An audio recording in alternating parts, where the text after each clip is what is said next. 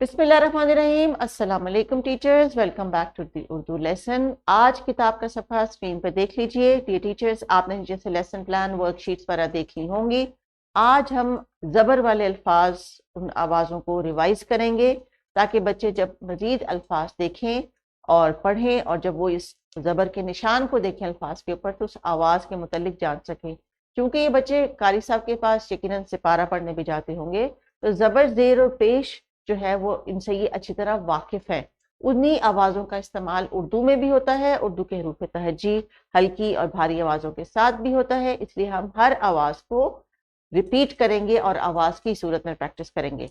तो अगले लेसन की तरफ बढ़ने के लिए लेसन के अगले हिस्से की तरफ आपने सबसे पहले करवानी है हमेशा की तरह एक छोटी सी रिविजन, जो कि स्क्रीन पे आपको स्लाइड पे नजर आ रही है। तो प्लीज वीडियो को पॉज कर लीजिए और इस एक्टिविटी को करवा लीजिए।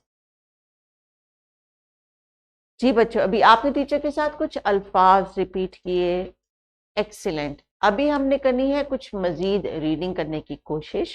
सो टीचर्स, ये रीडिंग करने की एफर्ट है जो हमने एज ए कलेक्टिव करनी है और तमाम बच्चों को मौका देना है कि वो अपने जहन पे जोर डाल के प्रोसेस करके उन अल्फाज को पढ़ने की कोशिश करें।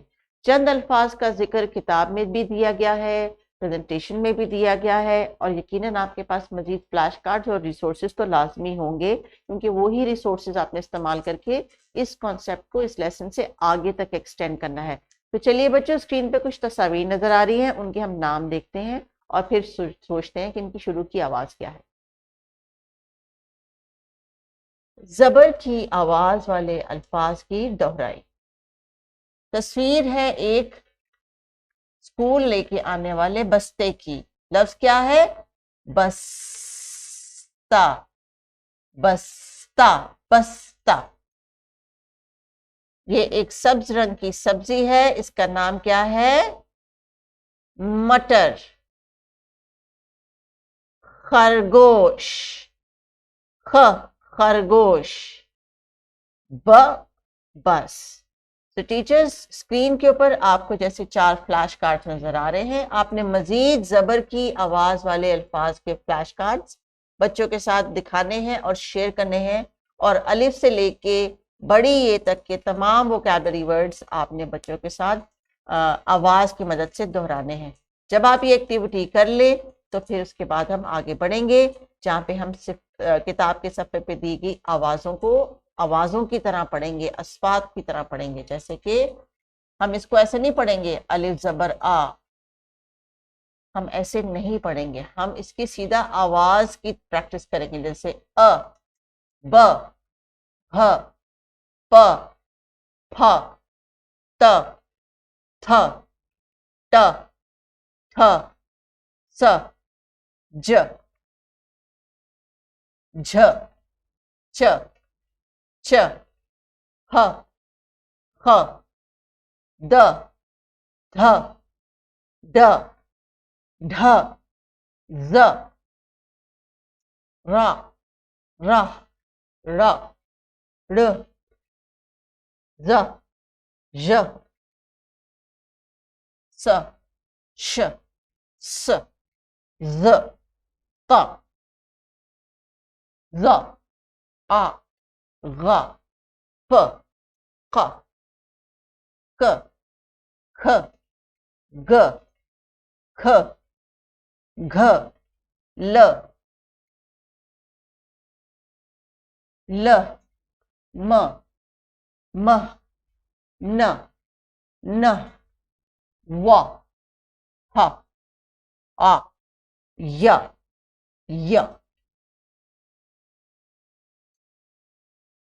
टीचर्स, जब हम हिज्जे करके बच्चों को पढ़ाते हैं तो उनके ज़हन में हिज्जे आवाज़ की तरह बैठ जाता है, बिल्कुल जिस तरह कोई नज़्म या तराना या कोई गाना या नगमा उनके ज़हन में तरन्नम की तरह बैठता है, और अगर वो आंखें बंद करके भी पढ़ना चाहें तो उसको उसी तरन्नम के हिसाब से पढ़ लेते हैं।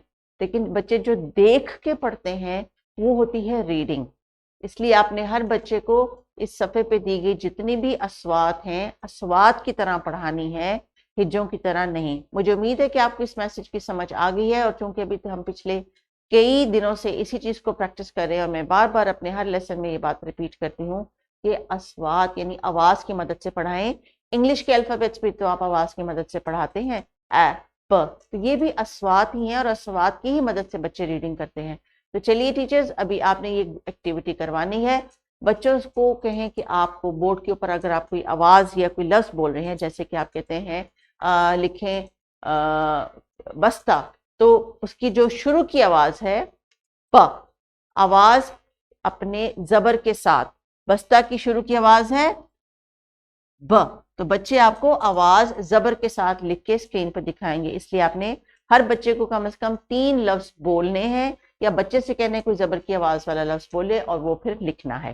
ٹھیک ہے جی، یہ پریکٹس آپ نے بچوں سے کروانی ہے. ڈسکرپشن باکس میں آپ کو جو ورک شیٹ دی گئی ہے کہ اعراف کا استعمال کرتے ہوئے حروف تہجی تحریر کریں، اور جب وہ بچے تمام آوازیں تحریر کر لیں گے تو اس کے بعد اس کا مطلب یہ ہے کہ بچوں کو ریکگنیشن ہو گئی ہے.